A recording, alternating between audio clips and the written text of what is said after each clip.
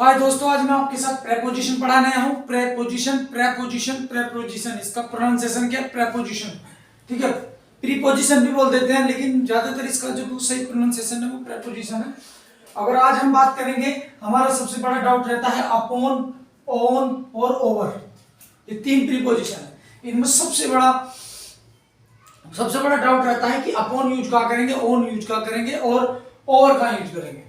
तो सबसे पहले हम डिस्कस करेंगे अपॉन पे। देखो, कोई भी ट्रांसलेशन करने के लिए इंग्लिश में प्रीपोजिशन के बिना, ये प्रीपोजिशन के बिना कुछ भी नहीं है, ये बात आप अंडरस्टैंड कर लीजिए। देखो, अपॉन क्या होता है? अपॉन का मतलब होता है ऊपर या पर। क्या मीनिंग्स होता है? पर या ऊपर। लेकिन हम इसका प्रयोग कहाँ करेंगे? देखिए, पहली बात तो कोई चीज ऊपर होनी चाहिए। फर्स्ट पहली बात क्या है कि चीज क्या होनी चाहिए? कोई वस्तु ऊपर होनी चाहिए, और वो क्या होनी चाहिए? टच भी होनी चाहिए। कैसा होना चाहिए? टच। मतलब कोई चीज कैसी होनी चाहिए? ऊपर भी होनी चाहिए, टच भी होनी चाहिए, और उसमें थोड़ा मूवमेंट भी होना चाहिए, यानी कि गति भी होनी चाहिए। उसमें क्या होनी चाहिए? गति। तब अपॉन का यूज करते हैं। देखो कैसे, the rat jumped upon the body of lion. The cat jumped upon the body, ठीक है, और है ना, upon the body of lion, ठीक है। मेरी बात समझ रहे हो ना? यानी कि अपॉन कहां पर यूज करेंगे? अपॉन वो यूज करेंगे कि चीजों को ऊपर भी होनी चाहिए, वो चीज टच भी होनी चाहिए, और वो चीज क्या होनी चाहिए? गति भी करनी चाहिए वो वस्तु। तब क्या करते हैं हम? अपॉन का यूज करते हैं। आ गई समझ में? बिल्कुल ठीक समझ में आएगा। देखो, जैसे सी केम टू मी, है ना, एंड फाइट विद मी, यानी कि फोर्ट विद मी, मुझसे लड़ी। सेकेंड फॉर्म लगाना है, फोर्ट विद मी, ठीक है। एंड जम्प्ड अपॉन मी, यानी कि मेरे ऊपर कूद के आई वो, तो गति भी हो गई, ऊपर टच भी हो गई, ठीक है, और ऊपर भी आ गई। इसलिए अपॉन का यूज करते हैं। मैं फिर बता रहा हूं, अपॉन के लिए तीन चीजों का होना जरूरी है। ऊपर भी होना चाहिए वो चीज, टच भी होनी चाहिए, और गति भी करनी चाहिए। तब लगाते हैं हम अपॉन। आ जाइए ओन।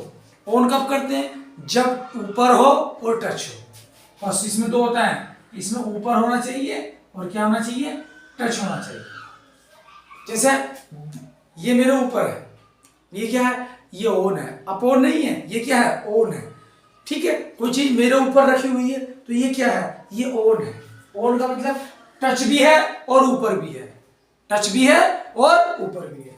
तब इसका हम यूज करते हैं, ठीक है। ओवर आ जाते हैं। ओवर के यूज तो बहुत सारे मीनिंग है। ओवर का एक मीनिंग होता अधिक।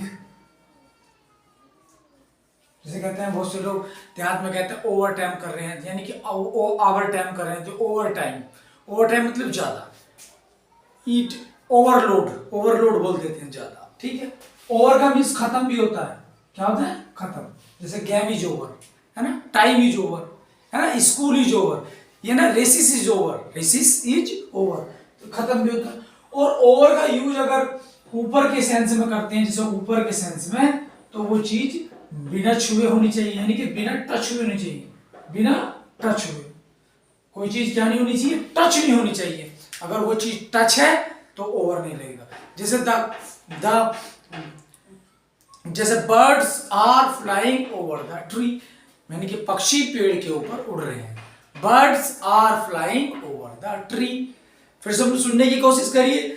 Birds are flying over the tree, या द सन इज, है ना, राइजिंग ओवर माई हेड, यानी कि मेरे सर पे टच नहीं है, और क्या होता है?